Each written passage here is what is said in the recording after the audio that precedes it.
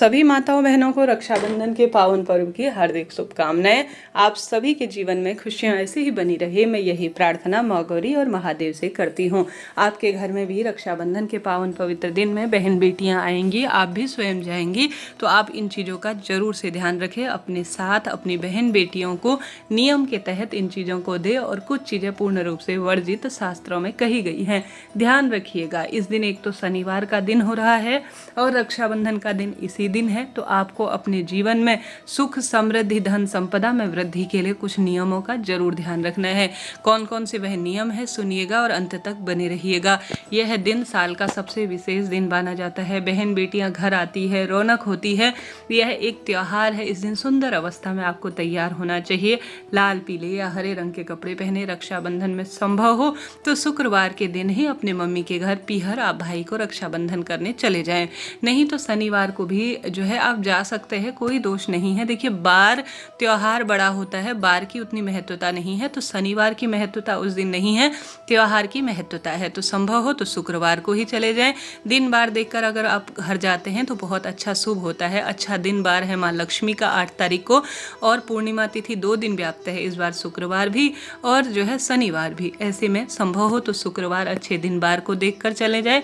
नहीं तो किसी कारण से ऑफिस वगैरह रहता है, नहीं जा पाते हैं, तो शनिवार भी जाने में कोई दोष नहीं है। अपना घर है, इन चीज़ों को आप कुछ भी चिंता टेंशन में ना लीजिए।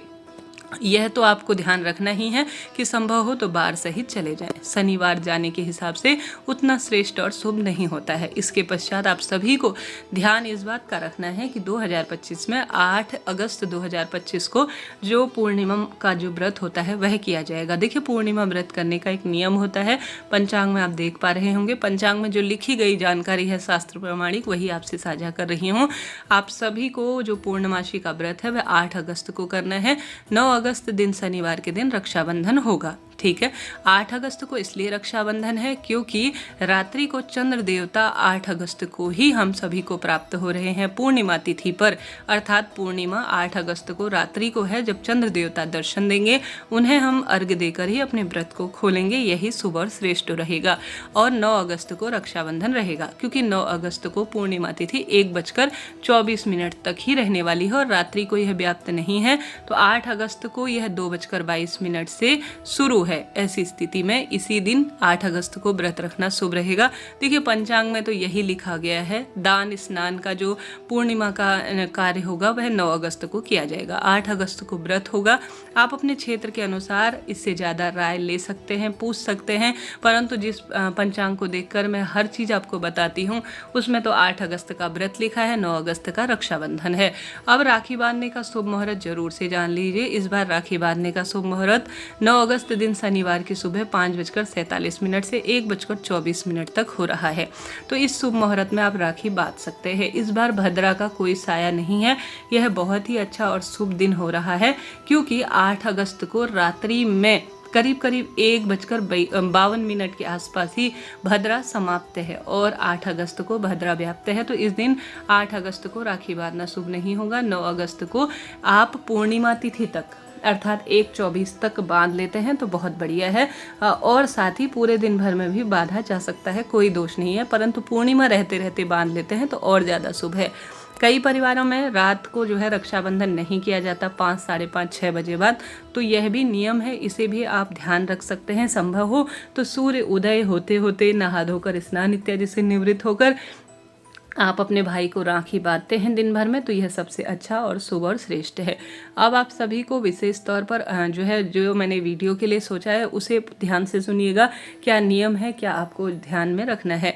तो देखिए, सबसे पहले तो आप संभव हो तो जल्दी उठें और जो है अपने भाई के लिए एक सुंदर सी पूजा की थाली तैयार करें। पूजा में रोली, चंदन मोली, खीर आप बना सकते हैं। पूर्णिमा तिथि है, माँ लक्ष्मी को घर के मंदिर में भोग लगाएं। खीर आप जो है रखें या बाजार से मिठाइयाँ भी ला सकते हैं।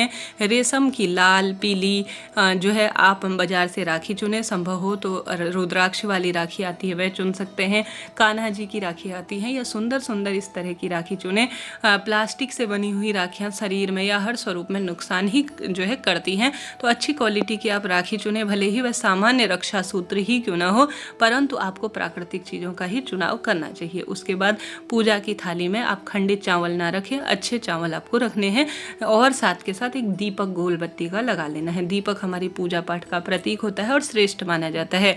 कभी भी दक्षिण दिशा की ओर पूजन करते हुए, अपने भाई के तिलक निकालते हुए आप सभी को इस बात का ध्यान रखना चाहिए कि भाई का और आपका दोनों का दक्षिण दिशा की ओर मुख ना हो। किसी स्थान पर जहाँ पर पूर्व या उत्तर दिशा की ओर आपका और आपके भाई का मुख हो, वहाँ पर आप सभी को सुंदर स्वरूप में सबसे पहले तो घर के मंदिर में महादेव, श्री नारायण, जिनको भी आप अपने घर पर इष्ट पित्र मानते हैं, उस अनुसार आप सबसे पहले देवताओं को राखी समर्पित करें। घर के दरवाजे पर स्वास्तिक बनाएं। बहन बेटियां जरूर उनसे आप स्वास्तिक बनाते हैं या आप स्वयं गृहिणी स्वास्तिक बनाते हैं तो अति उत्तम श्रेष्ठ इसका परिणाम मिलता है। तो यह कार्य आपको जरूर से ध्यान रखना है। उसके बाद आप सभी को जो है विशेष अपने भाई के सर पर जो रुमाल है उसे जरूर रखें। आप अपने मस्तक पर दुपट्टा वगैरह जरूर लीजिएगा, इसका भी सुंदर परिणाम मिलता है। खाली दुपट्टा ऐसे ही उड़ते फिरते सही नहीं होता। धरती पर बैठने की बजाय किसी आसन में बैठे। सबसे पहले अपने भाई के तिलक निकालें, उस पर तिलक पर अक्षत जरूर लगाएं। अक्षत सुख सौभाग्य का प्रतीक माना जाता है। और उसके बाद अपने भाई के दाहिने हाथ में आपको राखी बांधनी है। राखी में 3 गांठ लगानी चाहिए। ब्रह्मा, विष्णु, महेश 3 देवताओं के प्रतीक के रूप में जानी जाती है। और अपनी भाभी के हाथ में आप बाएं हाथ में राखी बांधे, उसमें भी 3 गांठ लगाएं। और अपने भाई को आप नारियल जरूर दीजिए। नारियल सुख सौभाग्य का प्रतीक माना जाता है। साथ के साथ अपने भाई का मुंह मीठा कराकर आरती करें।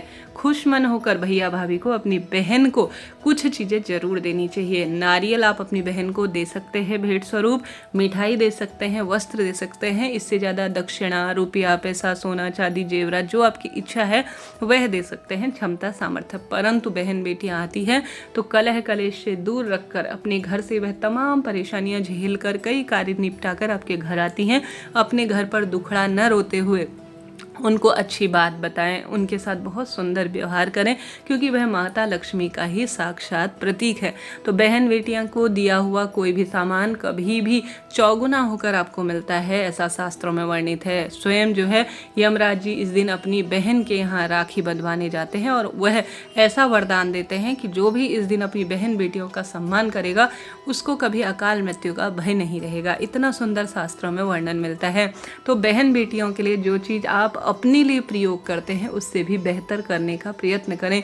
निश्चित रूप से आपसे जो है बहन बेटियां प्रसन्न हैं तो आपके इष्ट पित्र स्वयं ही आपसे प्रसन्न होते हुए आपको दिख जाएंगे। तो अपनी बहन को खूब सुंदर जो आपसे हो पाए वो आप देने का प्रयत्न करें। ड्राई फ्रूट, मिठाई, साड़ी, सूट जो आपसे हो उन चीज़ों को आप ज़्यादा से ज़्यादा बहन बेटियों को खूब खुश होकर दीजिए।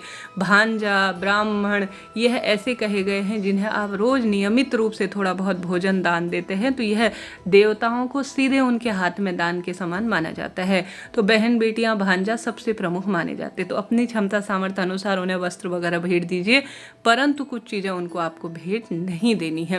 वह कौन सी वस्तु है, ध्यान से सुने। एक तो है छन्नी। आपकी बहन बेटियां आपके घर पर आती हैं, खासतौर पर माएँ, आप देखती होंगी कि वह सोचती हैं कि मेरे घर पर छन्नियाँ जो है हमारे क्षेत्र में अच्छी मिलती है, तो छन्नियाँ जो है बेटा ले थोड़ा अपने काम में ले लेना। छन्नी कभी भी अपनी बेटियों को, भले ही वह चाय छानने की छन्नी हो या किसी भी स्वरूप की आटा चावल छानने वाली छन्नी, कभी भी नहीं देनी चाहिए। दान जो है सोच समझ कर ही करना चाहिए किसी को भी, परंतु बहन बेटियों को इन चीज़ों को नहीं देना। छन्नी जैसे जीवन छनता है उस तरह से छन जाता है, इस तरह से शास्त्रों में कहा गया है। तो कभी भी छन्नी किसी भी स्वरूप में बहन बेटियों को ना दें। सुई, धागा यह भी आपको नहीं देना है। अचार आप बिल्कुल भी आप खरीद कर उस क्षेत्र से ला सकते हैं, परंतु मम्मी के हाथ का, घर पर पापा के हाथ का, भैया भाभी के हाथ का घर पर बना हुआ अचार आप फ्री में ला रहे हैं तो यह सबसे ज़्यादा दोष उत्पन्न करने वाला माना जाता है। यह पीहर पक्ष और ससुराल पक्ष के रिश्ते को खोट के समान, खट्टास के समान माना जाता है। तो इस चीज़ का भी ध्यान रखें। शुभ दिन में काले नीले कपड़े और सफ़ेद कपड़े अपनी बहन बेटी को कभी ना दे। चुन्नी दुपट्टा वगैरह भी इस शुभ दिन में आपको नहीं देना है, इस चीज़ का ध्यान रखें।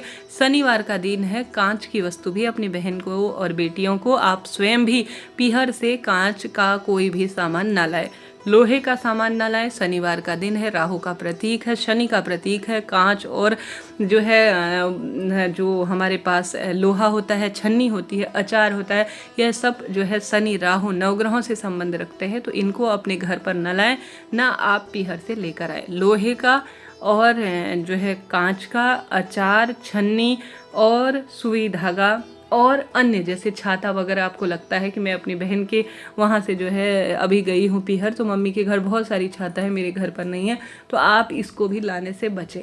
यह चीज़ें शनि राहु से संबंधित होती है और इन्हें दान किया जाता है शनि राहु से पीड़ा की मुक्ति के लिए। तो इन चीज़ों का आप ज़रूर से ध्यान रखें। अगर अपनी बेटी को इस दिन देना चाहते हैं तो 1-2 किलो चावल दीजिए। चावल माँ लक्ष्मी का स्वरूप है, पूर्णिमा तिथि है।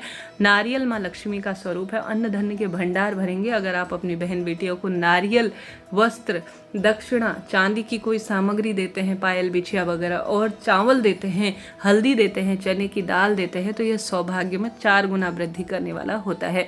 अगर बहन बेटियां इन चीज़ों को उनके घर लेकर जाती हैं तो भी सौभाग्य में वृद्धि होती ही है। इस तरह से आपको यह कार्य करना है और ध्यान भी जरूर रखना है। जरा सा भी वीडियो उपयोगी रहते हैं लाइक करें, शेयर करें, हर हर महादेव लिखना ना भूलें।